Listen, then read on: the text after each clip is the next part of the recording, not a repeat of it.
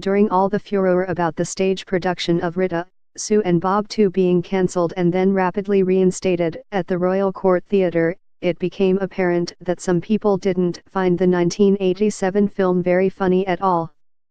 Which struck me as funny, peculiar, because I thought it was hilarious.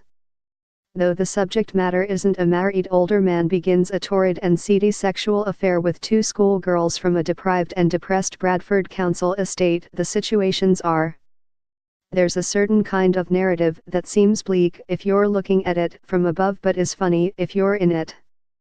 But then, maybe you have to be in a special place to see the humor, down there with the people in those situations. Maybe there's a certain kind of narrative that seems bleak and hopeless if you're looking at it from above but which is funny if you're in it and among it.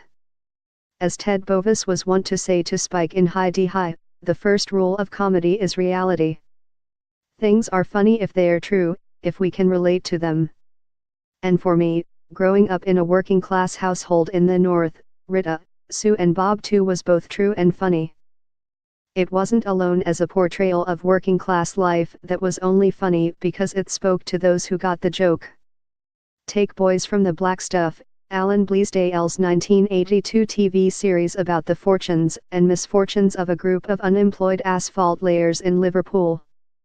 The standout performance was from Bernard Hill, as Yasser Hughes.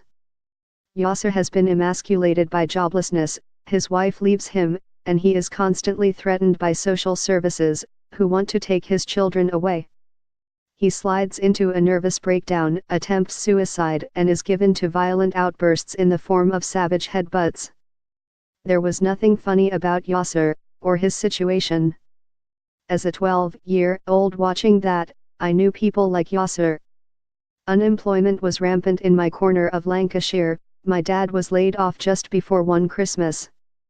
And yet we left especially hard when, on the brink of despair, Yasser goes into the confessional at his local church to finally overcome his masculinity and seek help. He swallows his pride and tells the priest that he's desperate. The priest, bored, mischievous, intellectually superior, perhaps encourages Yasser to call him by his name, Daniel Thomas.